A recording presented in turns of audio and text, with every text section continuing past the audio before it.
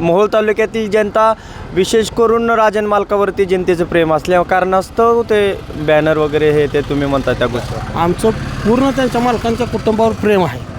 पहिल्यापासून अण्णांपासून प्रेम आमच्या त्यांच्या घराण्यावर आहे. आमच्यावर त्यांचं बी आहे. म्हणजे काय आरोप होत आहे तिथं गुंडाराज आहे किंवा भय आहे. आता तुम्ही सगळीकडे फिरताय, सगळ्यांची लहानपासून पूर्ण थोरपर्यंत सगळ्यांची तुम्ही बैठ घ्या. इथं कुठं गुंडाराज आहे काय आहे मला सांगा. अहो आजची मला सांगा, आजची जी पिढी आहे ही तरुण पिढी आहे.